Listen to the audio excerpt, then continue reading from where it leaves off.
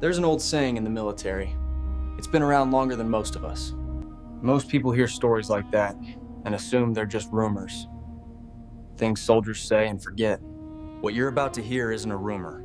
It's a story soldiers still avoid talking about. So listen carefully and listen till the end.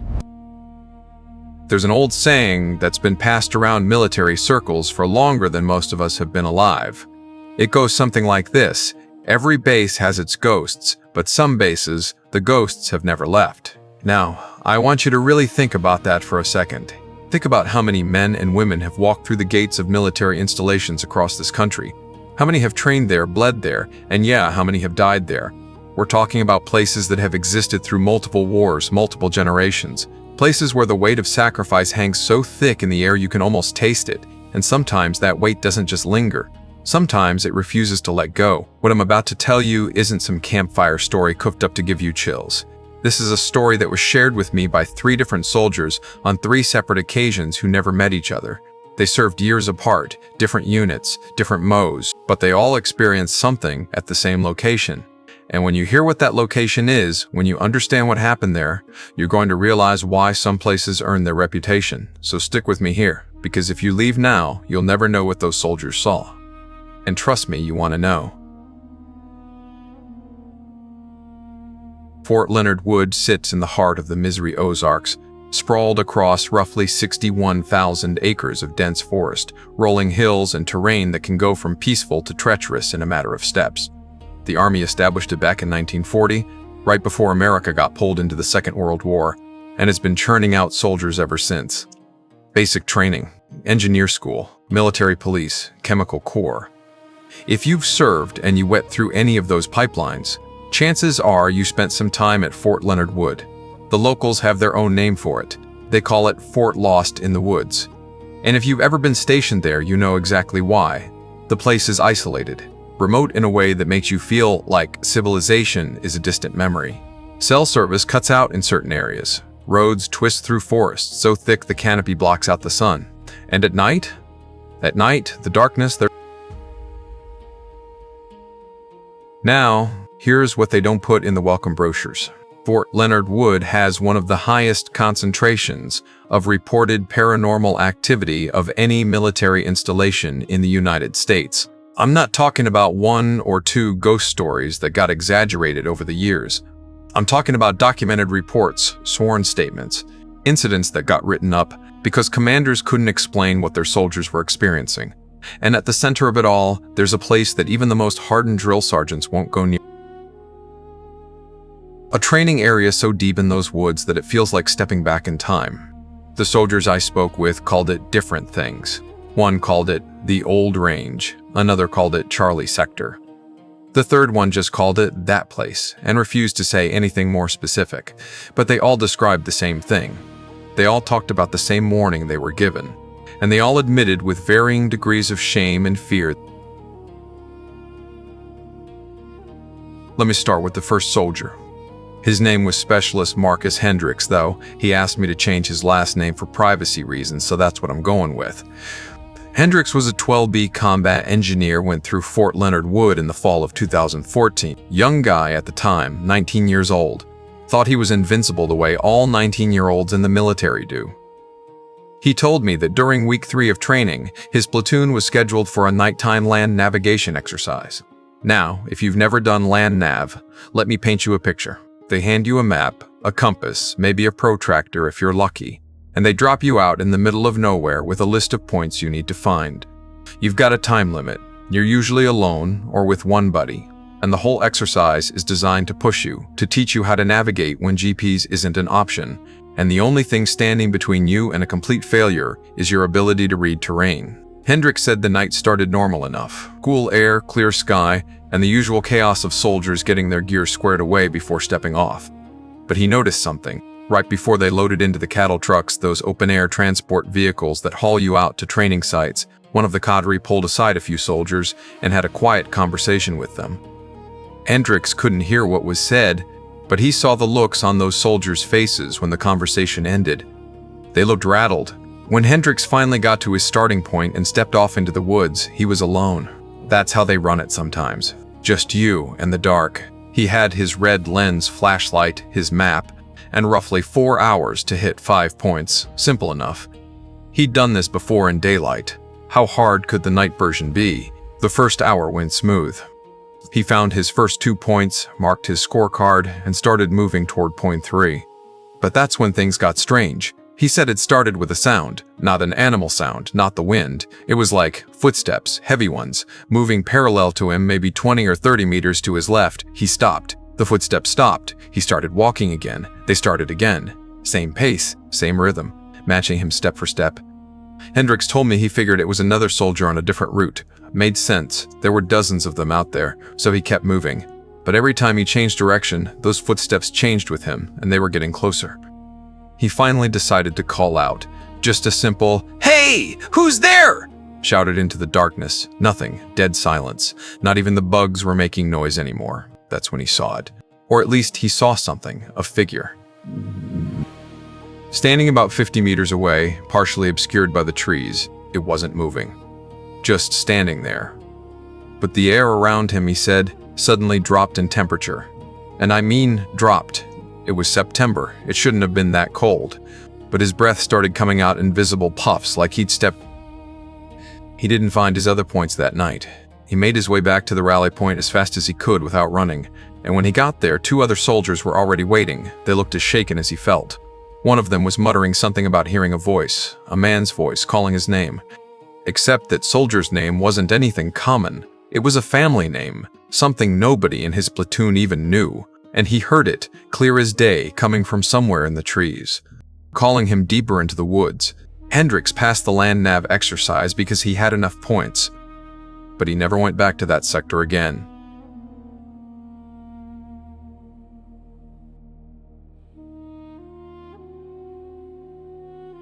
The second soldier's name was Private First Class, Elena Vasquez.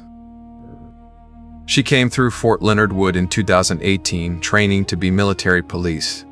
And her story hits different because she wasn't some green recruit trying to scare her friends. By the time she told me what happened, she'd already deployed twice and had seen things overseas that would break most people. She wasn't the type to get... Vasquez said her incident happened during a late-night ruck march, full kit, 40-plus pounds, 12 miles under the stars. She was toward the back of the formation, struggling a bit with a knee that had been acting up. At some point, she fell back far enough that she couldn't see the soldiers in front of her anymore. Not unusual people stretch out during long rucks. But she could still hear them. The crunch of boots on gravel, the occasional cough or whispered Then she heard something else, a child crying. Now you have to understand there are no children out there. This is a training area, miles from any housing, miles from any road. There is absolutely zero reason for a child to be in that location. But she heard it plain as day. A little kid sobbing somewhere off to her right. Her first instinct was to go investigate. That's the MP training kicking in. You hear distress, you respond. But something made her hesitate. Something about the sound felt wrong. It was too consistent, too rhythmic, like it wasn't real crying, but someone or something. She kept marching. She did not deviate from the path. And later, when they reached the rest stop and she caught up with the others, she asked if anyone else had heard anything weird. One guy looked at her like she'd grown. When they reached the rest, heated Pricey, who barely spoke to anyone, nodded slowly. "Don't chase the crying," he said. "That's what they want." Vasquez asked him what he meant. Who's they? Price didn't answer. He just shook his head and walked away. She tried to find him later, after the ruck, to press him for more details. But Price had apparently spoken with the cadre that night and was moved to a different training company the next morning. She never saw him again. Vasquez told me that years later, when she was deployed overseas, she mentioned the story to a senior Enco who had also trained at Fort Leonard Wood. The Enco's face went pale. "You heard it too?" Turns out, the crying has been reported for decades, always in the same general area, always at night, and the ones who followed it. Some of them got lost for hours, some of them came back changed, and a few of them never. But it's the third soldier's story that really gets to the heart of what's happening out there. And I'm going to ask you to sit with this one because it goes deeper than unexplained sounds or strange figures in the dark. This soldier's name was Staff Sergeant David Torres. He served as a drill sergeant at Fort Leonard Wood from 2019 to 2021. He wasn't a trainee experiencing this stuff secondhand. He was the one running the training. He was the authority figure, and what he told me still gives me chills every time. Torres said that when he first got to the base, the other drill sergeants gave him the rundown on all the unspoken rules, the stuff that's not in any manual, which ANCOs to avoid, which buildings had the best defac food, which training areas ran smoothest, and then they told him about Charlie Sector. Don't run night exercises there unless you absolutely have to, they said, and if you do, don't let anyone go off alone. Never alone, Torres laughed it off at first. He thought they were just hazing the new guy, but over the next few months, he started to understand. Soldiers coming back from Charlie Sector at night always looked different. Some of them couldn't explain it. Some of them refused to talk about it, and a few of them asked to be recycled, voluntarily adding weeks or months to their training rather than go. Then Torres had his own experience. It was a winter night, early December. His company was doing a patrol base exercise, and command had assigned them to you, guessed it, Charlie Sector. Torres was embedded with one of the squads, moving through the woods with a team of 8 trainees. The cold was brutal, single digits. The kind of cold that makes you question every life decision that led you to that moment. Around 0200, one of the trainees reported seeing lights in the trees, not flashlight beams, not stars through the canopy, lights that seemed to float. 3 of them, arranged in a vertical line, flickering in and out like they were breathing. Torres told the trainee to stay focused and keep moving, but then he saw them too, and more importantly, he saw what was behind them. There was a structure out there. An old building, maybe a barracks, maybe a storage facility. It was decrepit, half collapsed, and it absolutely should not have been there because Torres had studied the maps of that sector, and there was no building marked anywhere near that location. Against his better judgment, Torres decided to investigate. He was a drill sergeant. He couldn't show fear in front of his soldiers. So he took 2 of the trainees with him and approached the structure. The closer they got, the colder it became. And I don't mean wind chill. I mean the air itself seemed thicker, heavier. Torres said it felt like walking through water. Every step took more effort than the last. When they reached the building, Torres shone his flashlight through one of the shattered windows. And what he saw inside made him freeze. Old-style metal bunks, the kind the army used decades ago. And on one of those bunks, there was a shape, human-sized, lying perfectly still. Torres couldn't tell if it was a person or a mannequin or something else entirely, but then it moved, not like a person waking up, not like something startled. It moved the way a puppet moves when someone tugs its strings, jerky, unnatural. Its head turned toward the window, toward Torres, and even though he couldn't make out any features in the darkness, he felt it see him. He doesn't remember giving the order to retreat, but he remembers running. He remembers the trainees running beside him, terror in their eyes, and he remembers hearing something behind them, not footsteps, but something dragging through the leaves, something heavy, moving fast. They made it back to the patrol base, all of them. Torres called for an early exfil, citing extreme weather conditions. Nobody questioned him. But here's the thing. The next day, Torres went back to that area in broad daylight. He had to know. He had to see if the building was real. There was nothing there, just trees, just forest, no structure. No foundation. No indication that anything had ever been built in that location. He checked old base records when he got back, and that's when he found something that Fort Leonard Wood wasn't always a training base. During World War II, it served multiple purposes. One of those purposes was as a prisoner of war camp. German and Italian POWs were housed there, put to work doing manual labor. Most of them survived the war and were eventually repatriated. But there were deaths, accidents, illnesses, and then there was the incident in the winter of 1944. According to records Torres managed to dig up, and these were not easy to find. Some of them weren't digitized. He had to request physical files from archive storage. A group of POWs was assigned to a work detail in a remote sector of the base during a particularly brutal December. Inoes managed to dig up in a remote sector of the base during a particularly brutal freeze, I-80 in Gulf. Communications were knocked out. By the time a relief team reached the worksite, they found the barracks where the POWs had been sheltering. Everyone inside was dead. The official cause was listed as exposure, hypothermia from the storm. But the reports noted something strange. The bodies weren't positioned the way you'd expect from hypothermia victims. They weren't huddled together for warmth, they were scattered. His mouth was frozen in what the investigator described as an expression of absolute terror. The barracks was demolished shortly after. The records were filed away and forgotten, and the sector where it happened, that sector eventually became a training area. Charlie Sector. Torres told me something else. Something that connected all three stories together. In those old records there was a note, a handwritten edition from one of the soldiers who found the bodies. It said, "The men stationed nearby reported hearing sounds in the days before the storm. Footsteps in the woods, a child, and lights where no lights should be." Torres left Fort Leonard Wood in 2021. He took an assignment overseas. Said he couldn't shake the feeling that something out there had marked him, and he needed to put as much distance between himself and that place as possible.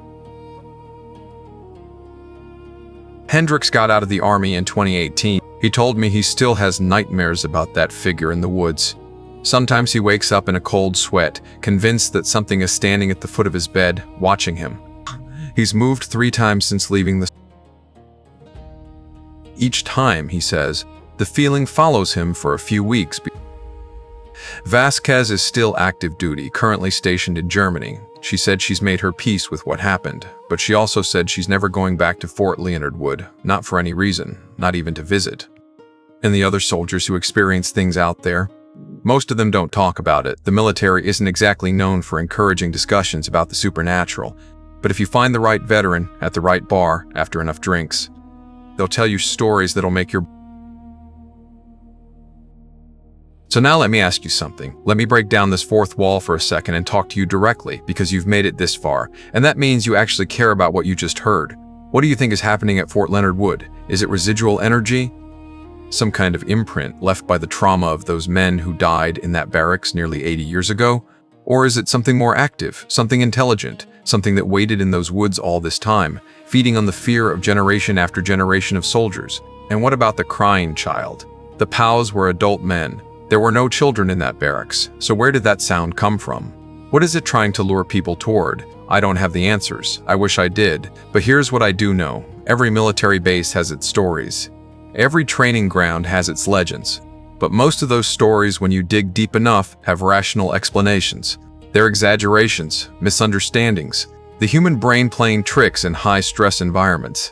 This one doesn't have a neat explanation. 3 soldiers, 3 different years, 3 separate encounters. They didn't know each other. They had no reason to coordinate their stories. And yet they all described the same sector, the same cold, the same feeling of being watched by something that didn't belong in our world. I've shared this story with veterans from all branches, all backgrounds. Some of them laugh it off, some of them get quiet, and a few of them lean in close and say, "Yeah, I've been somewhere like that too." Some bases, the ghosts never left. If you've ever been stationed at Fort Leonard Wood, or if you've heard your own stories about Charlie Sector, I want to hear from you. Drop a comment below, share what you experienced, because stories like this, they don't exist in isolation. There are more witnesses out there, more soldiers who've seen things they can't explain. And maybe, if we put enough pieces together, we'll finally understand what's really haunting those woods. Or maybe some things are meant to stay unexplained. Maybe some warnings are given for a reason. And maybe, just maybe, the next time someone tells you to stay away from a place like that, you should listen. Until next time, stay safe out there and keep your head on a swivel.